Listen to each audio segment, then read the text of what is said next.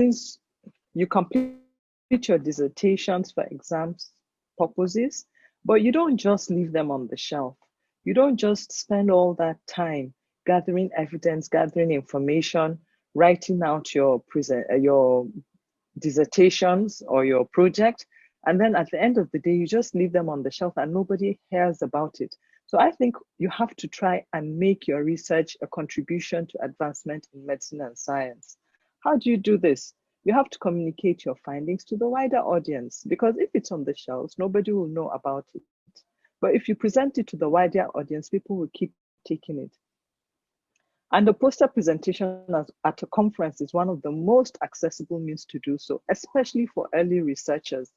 So you can imagine if you did something that you just thought was quick and let me just pass my exams. So you're an early researcher, but if you present that finding, it means it has been peer reviewed by the conference organizers, a scientific peer review, and you're presenting it.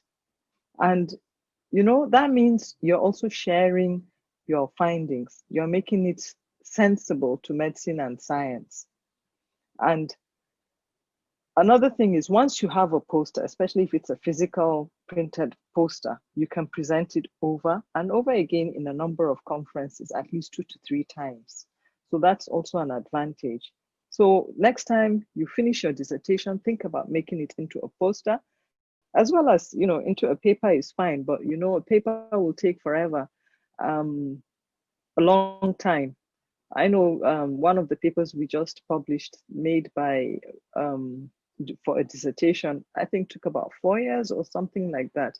But if it's a poster, especially if you want to take advantage of the OSN conferences, it could be a very quick, output. And in fact, I'm even thinking maybe we should make it, make a proposal that dissertations will be presented as poster, or even let it be a few best dissertations so that people will want to even present at the OSN conference. So what are the poster characteristics? It could be electronic or it could be printed. I'll give you examples later. You have to think about the size. So when you think about the size of the poster, is how big. You have to think of the format. What ways are you going to present it? What is the content? And then your presentation, when do you present it physically? So let's talk about the electronic or printed. Electronic is usually the soft copy. And in some conferences, they ask for just electronic copies because they'll run them in these electronic LED screens, either the TV screens or some special LED screens just made for the posters. And it could just be one page poster being presented at different times, or many slides on PowerPoint for the poster. I'm going to give you an example here. I hope it works. Okay, there it is. So it worked. And so you can see this one. Oh no, it's not seen. Are you seeing it? Okay. Are you seeing this one? I cannot see it. Are you seeing it? Nigeria normative data for definition of glaucoma in populations. You cannot see. Cannot see. Oh dear. It's saying sharing though. Let me see again. Is it showing? No. Yes. It's showing okay. now. It's showing now. Okay, I hope it hasn't stopped my other. So this is an electronic poster. And you can see not all the information is on this page because it has 4 or 5 slides for the poster. And this was presented at a conference. And that's it. Then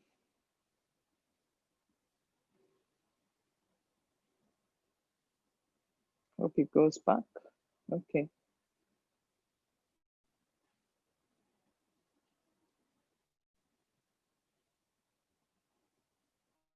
Okay, we're back here now.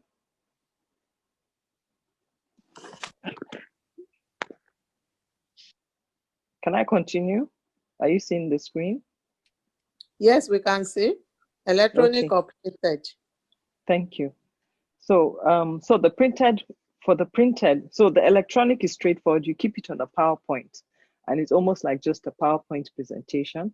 And you have, you can have one or many slides, up to 5 slides, depending on the conference rules. Then the printed one, you now have to determine the size. I'll talk about the size. It can be paper or cloth. You know, a big, those glossy paper, so a poster paper, or nowadays they print it on cloth so that it's easier to handle when you're traveling, especially if you're going to traveling far to the conference. And it's often just 1-page poster. But it has an additional cost for print, of course, and additional baggage if you're using the paper roll.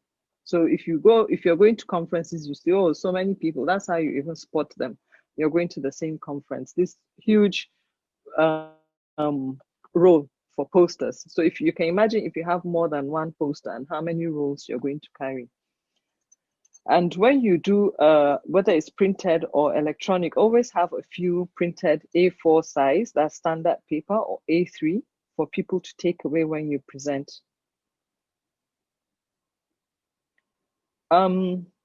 So we're talking about sizes. Here are the sizes. A4 is the standard paper that we all know, right? Here it is. And if you know the notepad, that reporter's notepad that you use, it's about A5 size. And this is it. So if you start from A7, these small notebooks, notepads that you hold in your hand, that's A7. Twice the size is A6. Twice the size of A6 is A5. If you have 2 A5s, it's A4. If you have 2 A4s, it's A3. If you have 2 A3s, it's A2. And 2 A2s is A1. And 2 A1s is A0. It's huge. So you can see the sizes here in inches and millimeters. So of course, just put a point here, it makes centimeter. So I hope the size is clear. It's understood, yes? Okay. So in comparison, here it is again, A4, A3. So if you put A4 in landscape like this, that's A4, this one. So 2 A4s will give you an A3. Then half of this is an A3. 2 A3s will give you A4, and so on and so forth. So as I explained in the other slide. So what format are you going to use? You have to consider who the authors are. That includes you as the researcher. And then you include older, experienced authors. Usually it's just even in your paper, journal article that you want to write, or whatever research information you want to communicate to others. You include other experienced authors. For example, your supervisor. Sometimes it's that name that will make others to look at your work. So you also have to think about that. How wide do you want your work to go? And sometimes, people even go out to ask others to be part of the authorship, but they have to contribute. There are specific criteria for including authorship. So it's not just anybody that you take and say, be a co-author. So you have to think about who the authors are going to be, and then where the conference is, or where your presentation is going to be. What is the conference? Is it local? Is it international? So the flavor of the poster would reflect that. So as I said, if you, for example, do your dissertation for your master's or your fellowship, and it has been accepted for a presentation at the conference, then that in itself means that it has been peer reviewed and indicates that your findings have been accepted by a wider audience, not just your examiner or your supervisor.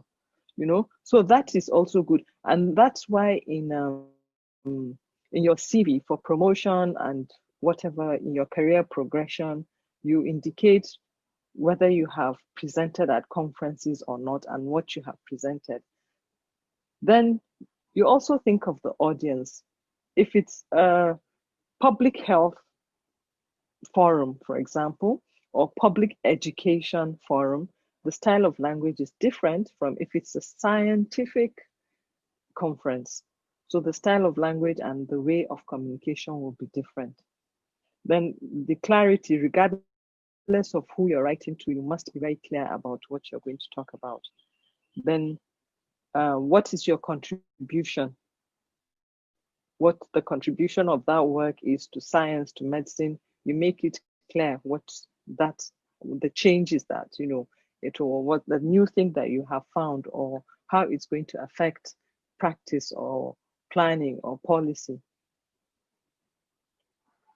So a bit about the format again. This is a template I got from the London School, of course, but you can always adjust it differently or any way you want it. This is an A4 size, A0 size, you know. This is an A0 size. So what you're now seeing is actually just a compressed thing, but you can see the format. What I want you to look at, which you will go again, is the title here. Title goes here, big and bold, maximum of 2 lines. You can also put the authorship here or here. And then of course you put the affiliation of the authorship. And you signpost the headings: introduction, methods, results, conclusions. So these are the basic standard headings. They don't always have to be like that. And then you can see a table here. So you include table, you include graphics, you include tables and graphics, so that this is the landscape form, and it is the A0 size at landscape. And this is the portrait form. It is also an A0 portrait form. So it is quite huge, similar thing. So now some conferences will tell you that their boards are all landscape, and some will tell you that boards are all portrait. So depending on which conference you're going to and what the boards are, then you decide which format you're going to use, whether portrait or landscape. So we talked about where to put authors, the title, the authors, the affiliation, and the logo. The logo could be the logo of your institution or the logo of the conference, or you can put one on either side, the logo of your institution and the logo of your conference. Sometimes the conference, they give you a poster number. So that is where you also put it. Then just as if you're writing your research, you have to put your research objectives, the background, the methods, the main outcome measures, results, conclusion, and future research, funding source, which will indicate any declaration. And then of course, contact details. You don't want people to come and see your poster. They're really interested, but they don't have your email address or something that they can contact you with. So let me try again an example. And I have to do a new share, I guess.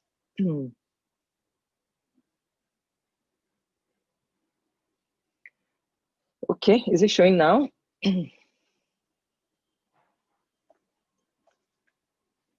Yes or no, please? Yes, we can see. Yes. Thank you. Okay. So this is a poster, is a portrait. Sorry, is a landscape, and is excuse me, is also an A4 size. And this is the prevalence of diabetes and diabetic retinopathy in Nigeria. So title, authorship, affiliation, logo here. So you signpost where you want people to go to. You make it easy for them to navigate. So here is 1, 2, 3, 4, 5, 6, 7. So you make it easy for them to navigate. You mix. You could have 3 columns, especially if it's a landscape. I will show you an example of portrait where you can have 2 columns. So you can see that this is A4. By the time you blow it up, you're only seeing smaller prints, but these are about 23 font size. This is about 60 something font size. So by the time you blow it up, it's done. Okay, there's just a lag, I think. All right, so this is the portrait presentation, and you can see here we have the title. It's also an A00 size. It's an A0 size, this one. So the A0 size means it's 841 by, so this here is 841 or 84.1 by 118.9 cm. So it's quite a big poster, and A0 size is quite big. And you can see it's 2 columns compared to 3 columns of the landscape. And that's because you also have to respect the font size. And then you can see that there's graphics here, graphics here, graphics here, tables, tables, tables. So you don't want to fill the poster with too many words. You want to break that monotony. And you can see it's also signposted. Introduction is boldly written, the method, the participant timeline, results from pilot, discussion, conclusion, acknowledgement. Here references are here, and then acknowledgement, you know, as I said, sometimes you have to say who your funding partners are and etc. Then this is the school's logo.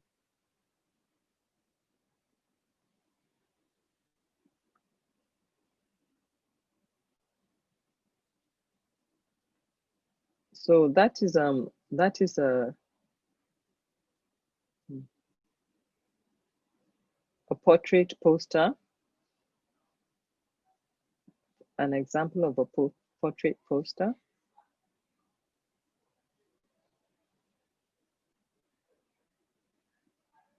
So I'll continue the presentation.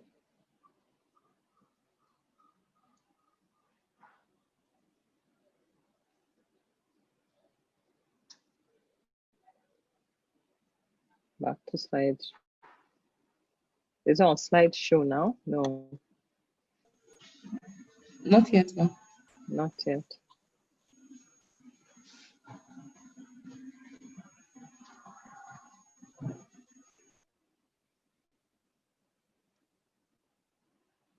Okay, now? Yes, it is. Okay. So this aspect of it all depends on, this is just the major ones, but it all depends on your content and what you want to put out and what the format of guidelines of the conference that they ask you to present it in a way, you know. So sometimes these main outcome measures may not be there because they're not asking you to present that. So here's an example of a poster presentation. This is OSN 2018. Most of the pictures I'm going to use are from OSN 2018. I hope permission has been granted to me by people that appear on the picture. Well, I think they have because they sent me the picture. So Abdul is not an early researcher, but he's presenting a poster here. And so don't feel like it's only younger doctors or early researchers that present posters. So don't feel diminished if somebody asks you to present your work in a poster.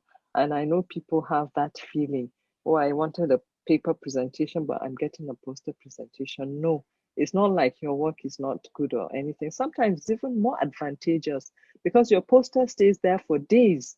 Your presentation, when somebody misses that 7 minutes, it's gone, you know. But your poster is there for days. People can come and look at it. They will go and tell their friends, come and see this poster that I saw, you know, come, let's go and discuss, and they come back. So there's a slot for presentation, and you can see here, this is a presentation going on, and there are moderators that are allocated for presentations. So here's the presenter, here's the moderator, and you have a few people that are listening in and watching. So here's another poster. Here's another one. You can see this is also another. I think this might be an A0 because it's quite large too, but it's in 2 columns, but lots of photographs, which is nice. And again, when you print the poster, especially with color, you really have to get it right. Your printer has to be a good one so that the color would not be diminished, especially fundus camera. Fundus photos. This one looks like a very, very nicely done one. So guidelines from conferences will always be given to you at the time you want to send in your abstract. So they talk about the poster board dimensions, as I mentioned. Some will tell you that the poster board is just this high or that high. It will not take your A4. So if you your A0, if it's not going to take an A0 poster, so don't even begin to put an A0 poster. Sometimes you go and you see A0 posters are looking out of place. Sometimes they'll tell you all their boards are landscape A1. So all presentations have to be at landscape A1. Sometimes they will say, this is the way they want it. This is how the design they want it. And then sometimes they say, okay, you know what? You don't really have to come with a printed copy. So you can come and print on site. So that saves you the trouble of carrying the barrel of poster all the way from where you're coming from. And they'll of course tell you where the poster board locations are, which hall, what poster session you're going to present, and when to mount your poster. So sometimes it's not like it's going to be there on the whole duration. It may just be one day, but they'll tell you when to mount it at noon on the day before, or whatever time they will give you, or at 7 a.m. So they will tell you when to mount it, when to unmount it. So let's talk about content a little bit. I showed you the poster of diabetic retinopathy. You don't just begin to write a poster, of course. When we were talking about, or I don't know if we have, when we're talking about making your presentation the last time, your PowerPoint presentation, it's not, or if you're going to write a paper out of your dissertation, it's not like you're going to shorten your dissertation or write the whole dissertation and start making it, clipping it, cutting and pasting into a paper. No, you have to write specific things. So you normally start, for the poster, you normally start with an abstract. You always send an abstract to a conference, isn't it? They call for abstracts. So you send an abstract, usually submitted weeks or months before the conference, and you follow the guidelines that they ask you and whatever information you want to communicate.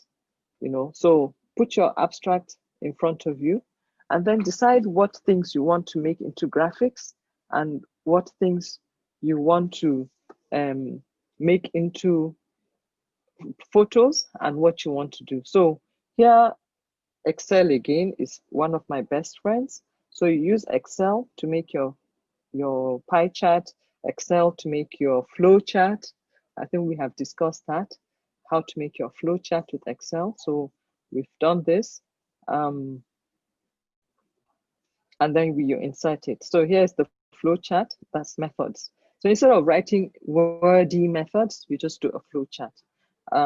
Then here is the pie chart has been inserted here. And of course, here is the photograph of a diabetic retinopathy fundus. So you use photos, 30 to 50% should be non-text content so that you break the flow, you don't make it too harsh on the eyes, and you make it easy to read.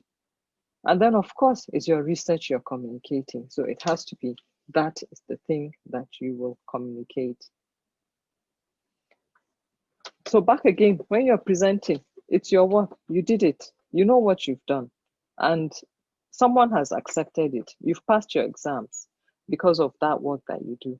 So you know that you have said something that is correct, isn't it? So be excited about it. Don't be nervous. Be enthusiastic and step out. Present your work. Develop your own style. Tell the story. Again, practice 4 to 5 times. Know what you have written. And then be able to discuss it with whoever that comes and stands in front of your poster and says, what's this about? Say it. And then you have your small A4 print copies or A3 if you have the A3 that you will give out. So just trust yourself to say what you're trying to get across to people. So again, more pictures here. I was actually very pleased to see so much interest in the poster presentations in that conference. And people actually attended, people actually presented their work, which was really very interesting to see. And you can see very enthusiastic professor here. Not an early researcher, senior person, still presenting a poster. So you as younger researchers or earlier researchers, I think it's a very good avenue for you to want to present your poster. And as I said, maybe when the next OSN is happening, we will say, okay, all the fellows, when we call the fellows and clap for them, the new fellows, and induct them and clap for them, maybe we'll say, okay, before you come, we want to see your presentation, we want to see your dissertation as a poster. It will be an avenue for you to present. And as I said, it helps you to start building your research portfolio. So a poster can be as, an early way to break into building up your research portfolio. Instead of that despondency of paper writing and waiting for months and years to get one paper out. I think there's some people here that have that experience, right? So more posters again, lots of interest. You can see these are really nicely made posters here. There's one here. I quite like this. It's just that I don't have the full picture of it. This one here on this side, you can see it's even color coded. The headings are colored separately, and it's also a landscape, and it has three columns, and there's a pie chart here. So it's a really nice one. Sorry, I'm not talking about the main one. I'm talking about that one in the background. And here's another one. So it's not crowded, and that is the whole idea. Don't crowd your poster. Make it readable, make it legible, transmit that information that you want to give to people, to hear. So thank you. I will just go to the poster itself, and I will show you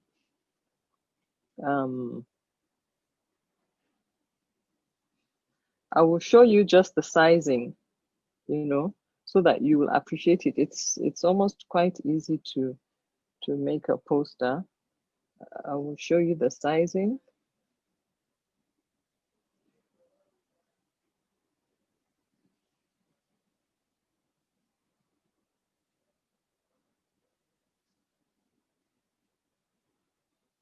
If it doesn't tell me that, I can't share anymore. So here's the poster. You go to design, and you see slide size here. You see page setup. So as I mentioned earlier, this one is an A1.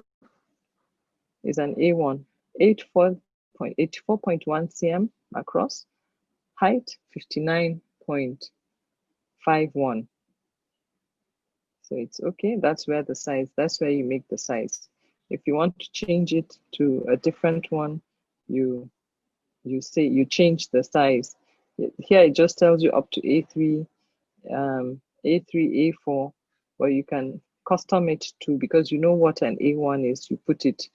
So if you want it to be A1, you change it. The height becomes 84.1, and the width becomes 118.9. So I already gave you the sizes of the different posters: A0, A1, A2. So that's about the size. Here you do the size, and then here you can see this is 36. This is 70. I told you this This is 70. The title is at 70. The headings is at 40. You can see the font size is 40. The writing itself is at 20. So this is how it is. What you have seen I'm presenting is at 39%. So if we say we want to show 100%, this is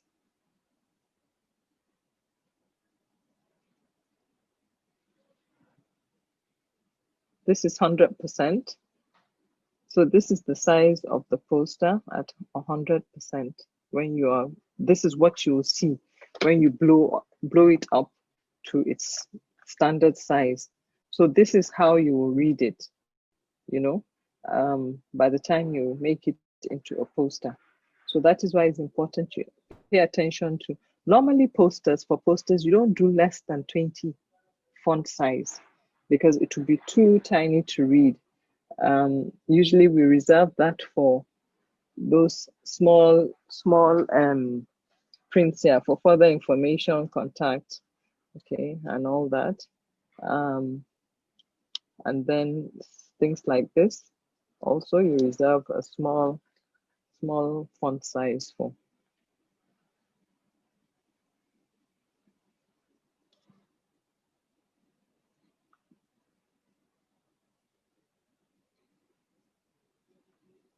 I'm going to show another one.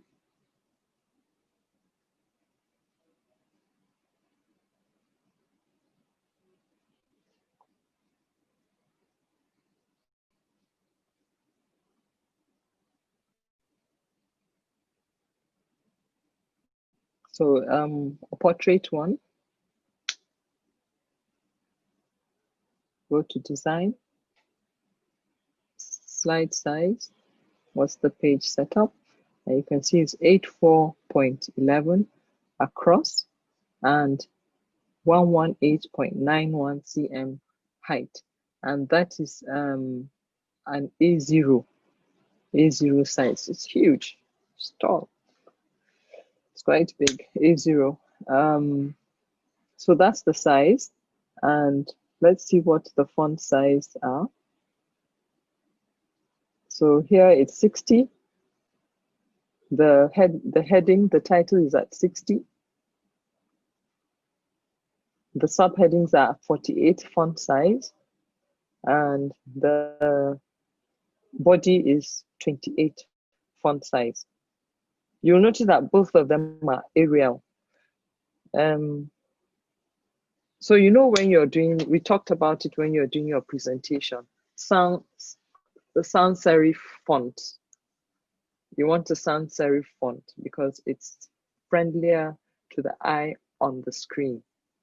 When you're writing your dissertation, you want a font with a serif, the one that has small flicks at the end, you know, because it's gentler on the eye on print.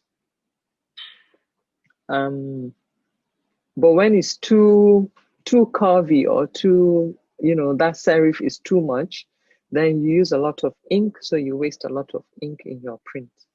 So you have to balance between the two, the gentleness on the eye to read and the amount of ink you use to print, because it costs a lot, you know, when you have so much printing to do. So this is, then you can see tiny print here, 12. Okay, these are references, but of course, when we blow it to, here is 20% of magnification. When we take it to almost 100, yep, this is, it keeps going back. Okay, so I have it at 100. So this is 100, we can see it, you know. So that is what I want to show you. So of course, for the pictures, you can just cut and paste them and resize them according to how you want it. So it's really very easy to make a poster. Just get your format first, get your design size. Once you get your size, and then you can get that template. If you have a template, it's better. If you have a template, it's better, but you can always create your own template. Always just draw the columns and create your own template on a PowerPoint slide, and then you'll be able to make that poster. I'm done. Thank you. Any? Dr. Monye. Okay, thank you everyone for joining us today. I hope we've all had a really enlightening time. Our next topic will be writing for publication, and the date to be communicated shortly. Thank you everyone. Looking forward to seeing you at the next episode.